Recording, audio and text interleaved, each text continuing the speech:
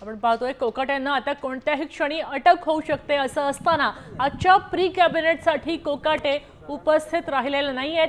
अजितदादांच्या सगळ्या मंत्र्यांची आज बैठक होते आणि या बैठकीसाठी कोकाटे अनुपस्थित आहेत। एवढंच नव्हे तर त्यांचा फोनही लागत नाहीये। त्यांचे वकील संपर्क साधतात, त्यांचे वकील काय बोलतायत माध्यमांशी ते ऐकूया। कोकाटे कोकाटेंच्या विरोधात ज्यांनी याचिका दाखल केली तर राठोड साहेब आता लाईव्ह शेवटी कायम ठेवण्यात आलेली आहे, पण माणिकराव कोकाटे यांना अटक करावी। खरं तर या संदर्भात एक याचिका आता काही वेळाच्या आधीच हे दाखल करण्यात आलेली आहे। जे वकील आहेत जे आशुतोष राठोड यांनी ती याचिका दाखल केलेली आहे ते आहेत आमच्या सोबत। त्यांच्याकडनं आपण या सगळ्या संदर्भात अधिक माहिती घेऊया। सर, काय एकूणच जे आहे ते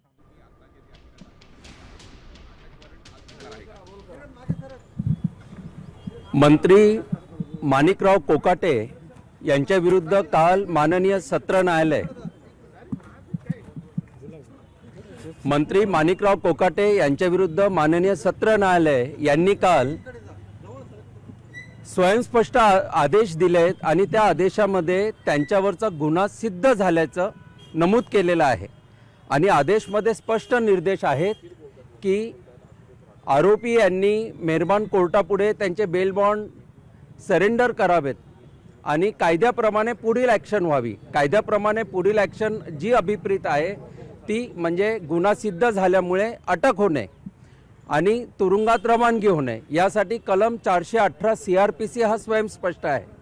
परंतु काल सत्र न्यायालयात आरोपी म्हणून श्री कोकाटे यांनी हजर राहणं अपेक्षित असताना आणि कायदेशीर बंधनकारक असताना त्यांनी अटक टाळण्यासाठी ते कोर्टापुढे जाणून बुजून हजर राहिलेले नाहीत।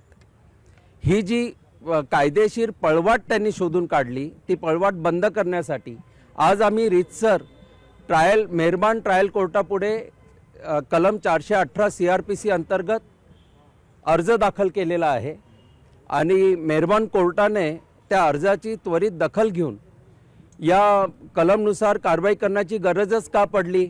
खरं तर सत्र न्यायालयाची आदेशाच्या वेळेसच अंमलबजावणी होणे आवश्यक होते असे निरीक्षण नोंदवून आता पुढे रेकॉर्ड अँड प्रोसिडिंग मागवण्याची प्रक्रिया सुरू झालेली आहे आणि येत्या काही तासामध्ये न्यायानुसार CRPC नुसार जे अभिप्रेत आहे ती कायदेशीर प्रक्रिया पूर्ण होईल याचा मला विश्वास आहे। शेवटी कायदा हा कायदा असतो आणि कायद्याची अंमलबजावणी होते हा अतिशय स्पष्ट संदेश आपल्या सर्वांना मिळेल असा मला आत्मविश्वास आहे। वॉरंट निघण्याची शक्यता बोलली जाते, आपण नेमकी काय मागणी केली? बघा, याच्यात शक्यता नाही आहे, याच्यात क्लिअर आहे पोझिशन कायद्याची स्पष्ट आहे की एकदा गुन्हा सिद्धी झाली की त्याच्यानंतर अटक ही क्रमप्राप्त आहे। अटक हे डिस्क्रिशन नाही, हे काही निर्णयावर नाही की अटक करायची किंवा नाही करायची। अटक होणे हे क्रमप्राप्त आहे आणि त्यानुसार या प्रोसिजरमध्ये असल्यामुळे आता त्यानुसार सर्व प्रक्रिया पार पडेल असा मला विश्वास आहे। सर, आता आपण अटक वॉरंटची जे अर्ज दाखल केलेला आहे त्या संदर्भात काही निर्णय झाले का? निकाल येणं बाकी आहे? नाही, निकाल येणं बाकी आहे कारण की रेकॉर्ड अँड प्रोसिडिंग मला माहिती नाही की का अजून ट्रायल कोर्टापुढे गेलेलं नाही। खरं तर ते त्वरित जायला पाहिजे। या नवीन वास्तूमध्ये हा पहिला लोकहितकारी निर्णय झालेला आहे आणि रेकॉर्ड अँड प्रोसिडिंग तर काही 5 मिनिटाच्या अंतरावर दोन्ही कोर्ट असताना का तासांचा विलंब लागतो हे मी आज म्हणणार नाही। I will reserve my comments. परंतु रेकॉर्ड आणि प्रोसिडिंग आता त्वरित मागवलेले आहेत आणि रेकॉर्ड अँड प्रोसिडिंग आल्याबरोबर आदेश स्वयंस्पष्ट आहेत आणि कलमातील तरतुदी स्वयंस्पष्ट आहेत। कलम 418 CRPC अंतर्गत प्रक्रिया होणे कायद्याने बंधनकारक आहे आणि कायद्याने बंधनकारक असल्यामुळे पुढे अटक ही अटळ आहे।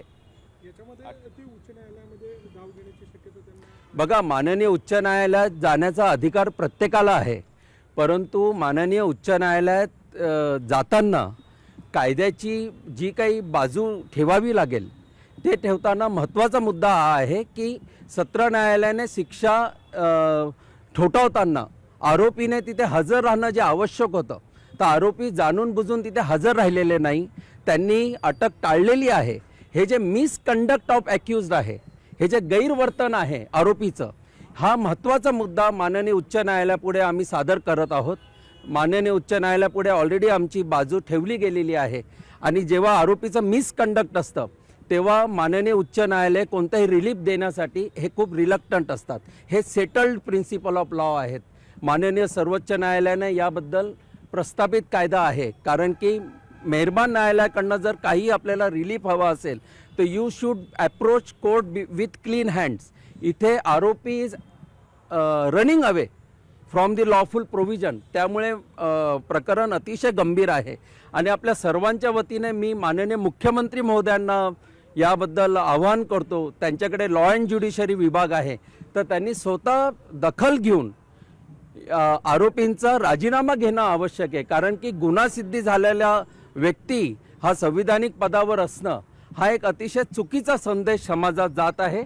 माननीय मुख्यमंत्री महोदयांनी याबद्दल त्वरित कारवाई करणं आणि समाजाला एक चांगला मेसेज देणं हे आज it is need of the hour. अटक वॉरंट जर निघालं तर मंत्री किती धोक्यात येऊ शकतो? नाही, अटक वॉरंट निघो किंवा न निघो म्हणजे अटक वॉरंट तर निघणारच आहे.